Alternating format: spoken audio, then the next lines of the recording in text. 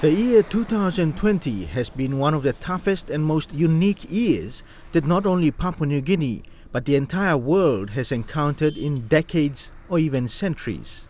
The COVID-19 pandemic affecting lives in their health as well as livelihoods through the cutting of business supply chains, and more severely people losing jobs and going without food and water for days. But thanks to relief efforts through government or donor agencies, people have received some form of assistance. Prime Minister James Marapi said in his independence message that the pandemic was certainly unexpected and therefore has affected everyone in many different ways, but also exposing the weak areas. Definitely our country do not have the capacity to handle a huge pandemic or medical outbreak. Governments today, my government and government into the future, must stick to a game plan, and my government will deliver a game plan to deliver a modern health system for our country for the next 10 years. We'll start with investing in the 21 provincial hospitals and a regional hospital in Bougainville within the next 5 years. So by 2025, when we celebrate 50 years of independence, these 21 modern hospitals in all our provincial capitals and one modern hospital in our special region of Bougainville must be opened, functioning. So we celebrate 50 years of independence 5 years from now with security that our health is secured in as far as health services is concerned. National Capital District Governor Powis Pakop also expressed similar sentiments when speaking about the pandemic in a recent interview. We have to push the national government to have a balance between the health response and the protecting our economy. And so the national government, has agreed, and now we have a more relaxed approach or a balanced approach, and that's most welcome, because at one stage about 64% of the business houses in the city were at risk of collapsing, and if they collapse, then we will have a disaster worse than COVID will ever brought to us. The pandemic has impacted PNG's economy severely, even resulting in negative GDP growth being predicted by the end of this year, after hovering around the 3% mark at the beginning of this year. We never really envisaged that COVID-19 effect will sink our economy below negative growth for the first time in our 45 years of our nation's history. But this is not only confined to PNG. Negative growth is the status quo, globally speaking, in as far as COVID-19 is concerned. So whilst the economic growth has declined globally and for us domestically, government must step in. In the absence of private sector investment, governments must bridge that gap. And that's what we've done in our supplementary budget we prepared for 2020 to ensure we readjust the numbers and for government to borrow a little bit more and to re-inject that borrowing into key investment areas that will stimulate growth in our economy. Papua New Guinea's unemployment rate was at 2.4% in 2019.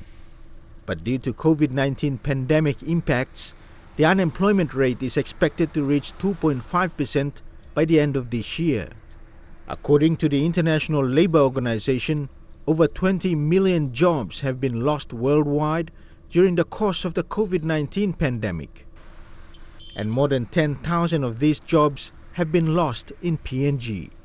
The Public Employees Association of PNG has been vocal about the issue of unemployment or job losses during the pandemic. Amidst fighting for the rights of frontline workers as part of PNG's response to the COVID-19 pandemic, the professional body has expressed concern for those who have either been laid off or terminated from their jobs as a result of businesses or the government experiencing revenue crisis. Stay home, so you are protected. That's the message by the government. Stay home. We cannot stand by and continue to get second preference in terms of what we do in the health sector. We are rising up now. We are talking now. We will withdraw labor as of Friday if the government doesn't come good. Unemployment refers to the share of the labor force that is without work but available for and seeking employment. And being unemployed can be very challenging in a modern-day PNG home, particularly in an urban setting where family expectations are high. Professional counselor Lua Alu has been unemployed for 3 months now.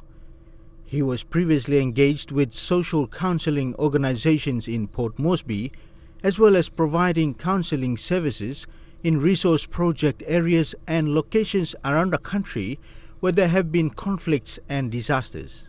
He spoke to EMTV about the challenging experience he and his family have been going through as a result of being laid off during the pandemic. Me and my wife were working. My wife got laid off in January. I got the services got suspended in March, and then I was finished. I was dismissed in July, 1st of July. So during these 3 months, it has been really hard. As the breadwinner, I've got 5 girls and 1 boy, and I've got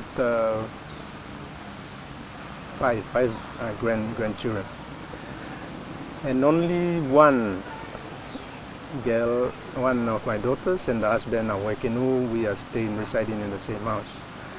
But because there's plenty of us, the budget has been really affected because my wife is not working as well as myself. And it's been really hard with the regular income for how many years. We are used to the regular income that comes every fortnight. But when I got laid off or dismissed and my wife got laid off, then that became a really struggle, because all these years that we've been living, we've been relying on the fortnight wages. Lazarus Toa has voluntarily helped numerous individuals over recent years in the country to secure employment based on his life experience and knowledge of current job market trends and expectations. It's really hard because there's not enough employment opportunity in our country. So it's a really struggle, especially for someone like me helping people getting a job. Like when I help those who have work experience, it's a bit easier for me.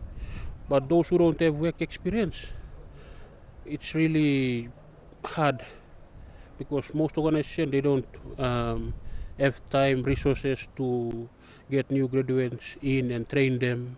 Workers in the tourism sector of the country have been affected severely with international border restrictions that were put in place and some restrictions placed on hotels, restaurants and popular holiday destinations.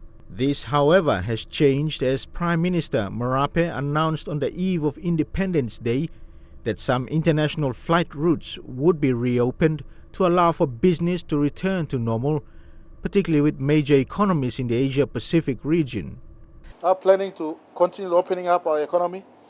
I've just discussed with our controller and our National Control Center that we want to open up our economy, open up our borders, especially through international flights.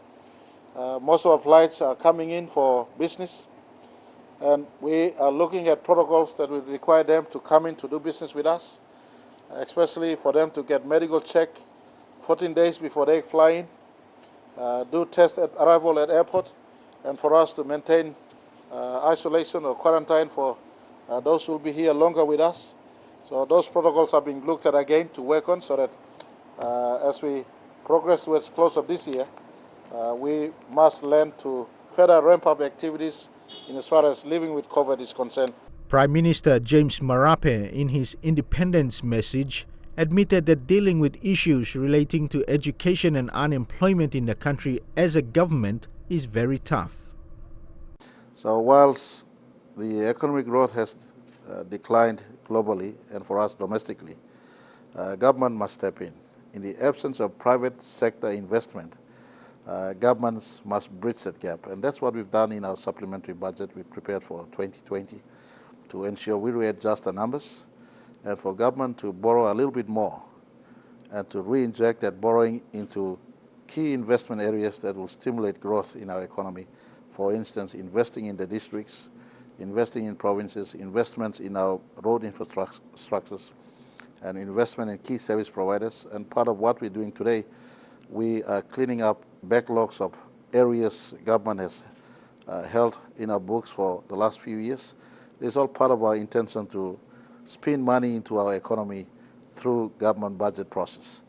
That, in my view, will give us some breathing space. As we had some breathing space last year, for instance, use of government budget, we were able to bring in additional $300 million forex from Australia into central bank, and we had some breathing space. These are government interventions to ensure our economy is still moving and kicking despite the contraction that is taking place. Prime Minister Marapi, ever since taking office in May 2019, has been very vocal about citizens going into business, particularly those who are unemployed or are not having any form of regular income in some way. For the first time in as many years, we put money for price stabilisation. Price stabilisation, when I move around advocating for our citizens, the 80% who are still on land and unengaged back in our provinces and districts, I've asked them to go back to coffee, copra, cocoa, vanilla, oil palm. No governments of past have put money for price stabilisation. We now put 30 million kina in this year's budget to stabilize price. If export prices at global export price fall, we will stabilize and give good price to our growers back in our rural PNGs. That's hopefully in the next 2 or 3 years should get more people back into farming. They've left their coffee plots and have moved on because prices dropped. We're trying to stabilize that. We're also putting funding directly through districts as well as through provinces and through NDB and BSP for districts to link up to their farmers on the ground and align them for them to have access to soft credit facilities through NDB and microbank, or for existing business and bigger business in our country through a better program that BSP is tailoring, and that's at 5% for 15 years. Konanbank CEO Greg Pawson said last week during an interview that the bank is very supportive of the government's efforts to promote SMEs in the country, in which commercial banks will be involved in. I think that's really important. And the focus to get more Papua New Guineans into the workforce. You know, one of the reasons we're in the situation we're in is only 10% of the population is in active employment. It should be the reverse. You know, so we need to do, I think, a lot of work in that space and really endorse the government's approach to growth of the SME sector, because that's where a lot of those jobs will come. So we're very, very, very supportive of that. And I think, as I said earlier, you know, just giving some positive vibes around growth in the economy and where that growth's coming from. And, you know, God blessed PNG with resources. That's going to be fantastic for bringing a lot of people in the country out of poverty. So with the education calendar being disrupted a number of times this year, adding on to the already existing issues with the country's education system, unemployment during the pandemic has caused the government to venture into the area of SMEs. Will this be the solution to education and unemployment issues in the country? 45 years since independence in 1975, now we look forward to the next 45 years, having in mind the vision that the country's forefathers had at independence.